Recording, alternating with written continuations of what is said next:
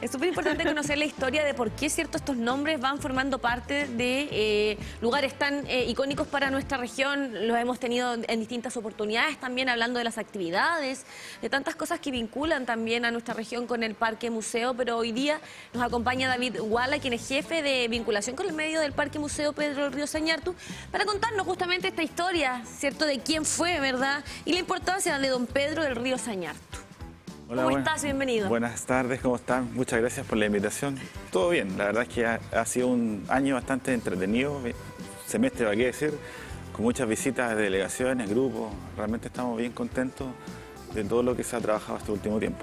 Importante lo que se va realizando con la región, pero también de otras regiones. Hemos ido comentando acá las delegaciones y queremos hablar en esta oportunidad de, bueno, don Pedro, penquista, Claro, nacido en 1840 y que tenía una visión en torno a lo que nos dejó con su legado y que gracias a él y sus viajes podemos tener todas estas colecciones. Así es, bueno, la vida y obra de Pedro del Río Sañartu, que fue un penquista que, como tú bien dices, nació acá en 1840, el 1 de agosto, de los padres de Pedro José del Río Cruz y Francisca Sañartu Trujillo. Él fue el sexto de 7 hermanos del matrimonio Sañartu Trujillo.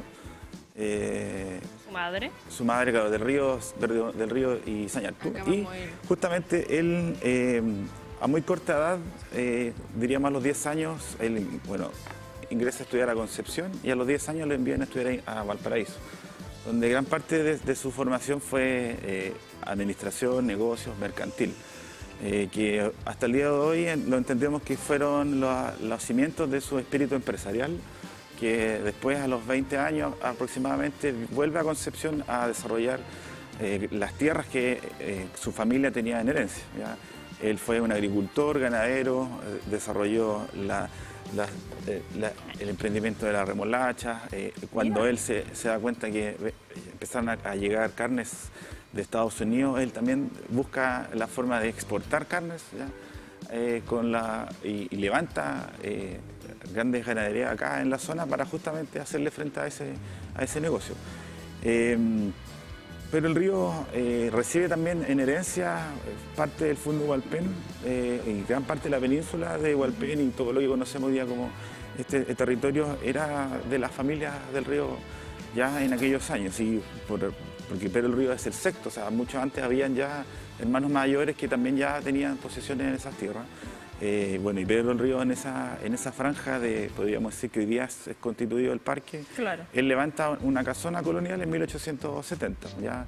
Él, a partir de modelos de casonas coloniales de aquella época, construye esta casona, pero con una diferencia que no la hace en adobe, que era una construcción muy tradicional en aquella época, sino que la hace en madera. Hay un punto súper fundamental que hace que justamente este pionero decida viajar e ir trayendo colecciones importantes a nivel mundial, que fue justamente la muerte de Ana Rosa y Pedro del Río Serrano. Bueno, ellos fueron sus padres y ambos fallecieron junto a su... bueno, ellos dos fallecieron simultáneamente y hicieron que justamente él tuviera un golpe muy duro dentro de su vida al perder a sus padres, caer en una depresión terrible y decidir justamente, en vez de suicidarse, porque lo piensa, viajar para poder superar esta tragedia, y recorre el mundo realizando 4 viajes alrededor del mundo que fueron fundamentales para él. Y a medida que iba recorriendo estos lugares tan importantes para obviamente salir de esta depresión en la que estaba sumergida, ahí empezó entonces a traer algunas reliquias que para él eran fundamentales y que tenían plena conexión también con esta sanación espiritual. Así es, hay una década que es la de 1870 a 1880, donde construye la casona, ¿ya? Esta casa que hoy día conocemos como el museo. En 1876 se casa con Ana Rosa Serrano y de ese matrimonio, ella era muy joven, tenía 25 años, alrededor de cuando fallece, 5 años después, en 1880. De ese matrimonio nacen 2 pequeñitos, Ana Rosa y también Pedro. Y que en 1880, 10 años después de la construcción de la casona, ocurre esta desgracia, ya que producto de la epidemia de la difteria que azotaba la ciudad, se contagia su señora esposa y sus 2 pequeños. Y eso le provoca a Pedro del Río la pérdida en días seguidos, 18, 19, 20. Fue la primera de sus padres y luego de su familia directa. De 1880, esta gran pérdida, y claramente al verse afligido por la situación que él pensaba, esta casona construida para su familia, y al no tenerla, decide emprender viajes por el mundo. Algo que quizás para nosotros podría ser hoy día muy tradicional, cuando tú estás Sanador. con pena y sanador, te recomiendan viajar.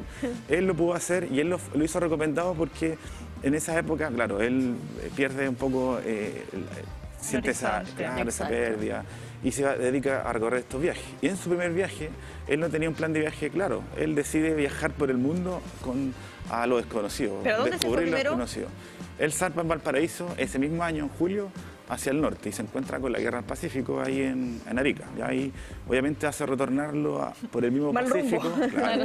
De partida ya llegó con hechos históricos aledaños y cruza por el Estrecho de Magallanes, pero eso también lo lleva a conocer el Atlántico, toda la costa de Uruguay, Argentina, Brasil.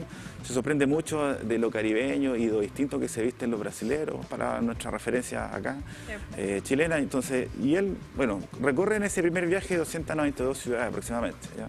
Una cosa poca. Una cosa poca, conoce, y bueno, recorre principalmente, en esa época se conocía el mundo en barco, en vapores, ya, ferrocarriles en vapores y en caballos. Ya no había nada de la tecnología que conocemos hoy día como aviones y estos vehículos casi muy veloces.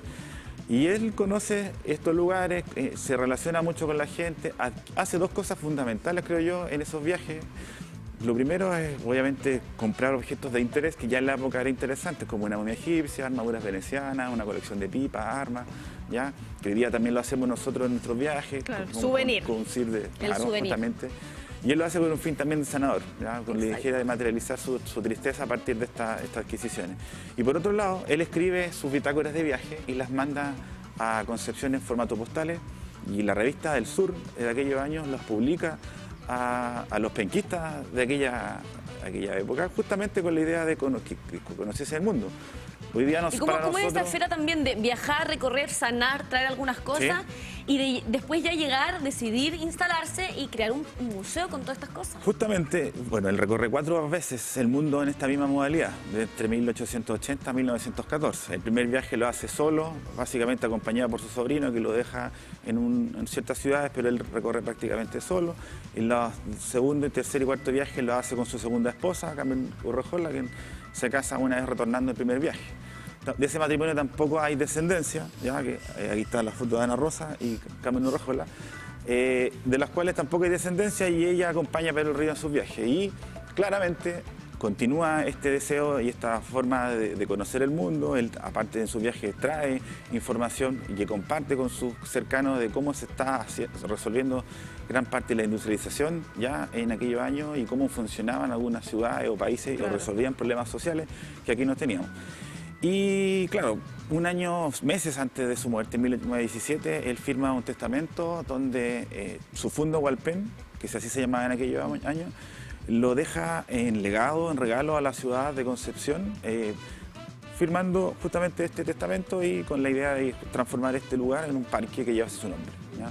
Y eso se oficializa cuando fallece su segunda esposa en 1933, Carmen Urrejola. En ese año ya el testamento pasa a ser ley de la República. ¿Cuándo estaremos de aniversario? ¿Queda poquito? Claro, en diciembre, ahora. Mira, el 19 no va quedando nada. El 18 de diciembre se abre, en 1938 se abre público. Pero este año nosotros lo vamos a celebrar el sábado 16 de diciembre en el Parque Museo. Ahí y en vamos su honor, ¿qué se va a hacer? ¿De qué manera vamos a celebrar esto? Como en la fiesta. Estos Sí, nuevos como en la años? fiesta. Vamos a estar haber comunicando fiesta, ¿no? en nuestras redes sociales lo que vamos a hacer. Tenemos varias ideas ya más o menos vistas. ¿Ya? Vamos a hacer una feria, unas exposiciones. Tenemos un par de sorpresas por ahí que vamos a comunicar, así que estén atentos a nuestras redes porque, bueno, el parque tiene varias fechas. Hace poco celebramos el legado, que es la firma oficial, claro. ¿ya? El 8 de noviembre, la apertura del museo oficialmente, como todos los conocemos, que ininterrumpidamente abrió sus puertas hasta la pandemia, ¿ya? Y eso ocurrió el 38, y obviamente todas las administraciones y los nuevos procesos de cambio han ayudado mucho a hoy día a obtener un nuevo matiz y proyecciones de este parque museo, que es muy antigua. La concepción de este parque, como ¿por qué Pedro el Río es visionario? Él crea este parque y deja este fondo considerando que ya en aquella época Chile no tenía una política de conservación de bosques, ¿ya? Él busca y conoce y aprende también en sus viajes que hay corrientes museográfica en otros lugares y también una ¿Por qué conservación nosotros no? importante Claro. de este bosque nativo, que particularmente es un bosque auténtico, lo más prístino que tenemos en Concepción.